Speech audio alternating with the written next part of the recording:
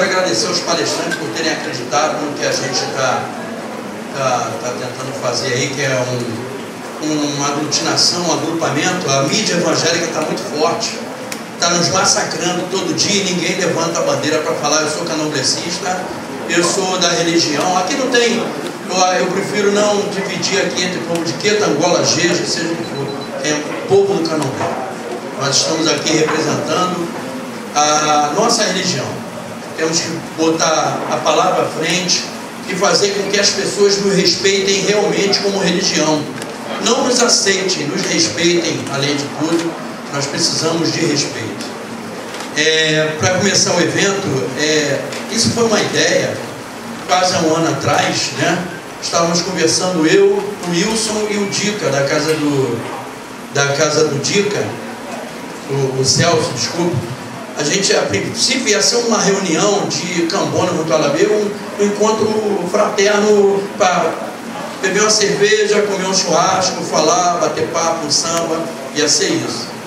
Isso tomou uma magnitude espiritual depois de conversa com muita gente, e um dos grandes formadores da ideia de precisamos nos conhecer é do Camucendê. Eu estive em maio em Belo Horizonte fazendo um candomblé. Aí eu tive a honra de ir lá conhecer a casa de meu tio Nepangi, e o Camucendê falou uma coisa muito importante: tem muita gente boa no candomblé, precisamos nos conhecer. E realmente, não só as pessoas que têm nome, que são firmados, são famosas, mas tem gente que não tem nome, mas faz o bem pela religião. Então esse encontro serve para isso, para a gente juntar força. Todo mundo que está aqui está de coração aberto e querendo estar aqui. A porta está aberta para todo mundo, né? Eu quero agradecer algumas pessoas, eu não tenho como deixar de agradecer. Primeiro a Madozan, aos filhos da casa, Mamento, muito obrigado por ter nos cedido o espaço. É muito importante isso aqui que está acontecendo, por esse espaço estar aqui.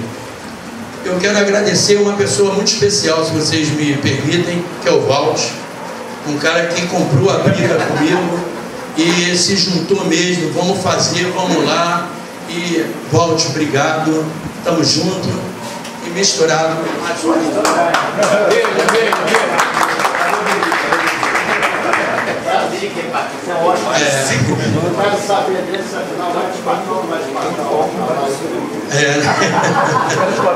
Bom, tem umas pessoas que não estão aqui que eu tenho que citar.